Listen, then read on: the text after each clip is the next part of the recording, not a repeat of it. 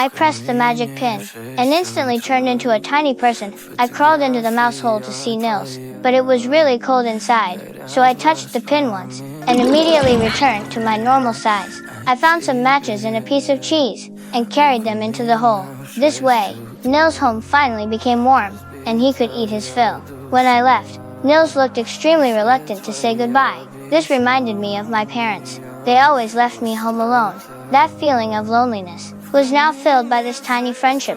To help Niels live better, I prepared a bed for him, and even helped him put on pajamas, but he always felt that something was watching him in the dark. I quickly comforted him, and promised I would protect him. The next day after breakfast, I immediately urged my parents to go to work, then shrank myself again and entered Niels' home. But this time, Niels was crying.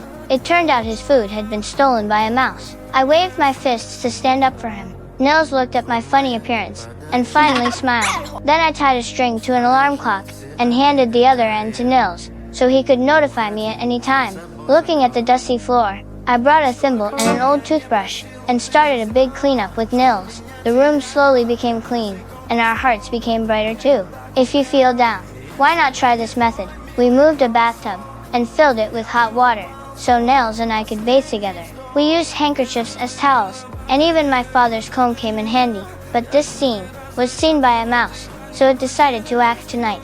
Soon, rustling sounds came from outside the door. Niels was so scared that he cried. He immediately rang the alarm clock.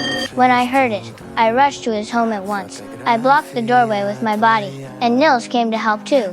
I used the toothbrush to tickle the mouse nose, but it did not work, so I tricked it and said, as long as it touched the pin, it could get a huge piece of cheese. The mouse was tempted, so it pressed the magic pin, and its body became as small as a grain of rice. Just as it tried to escape, a cat discovered it.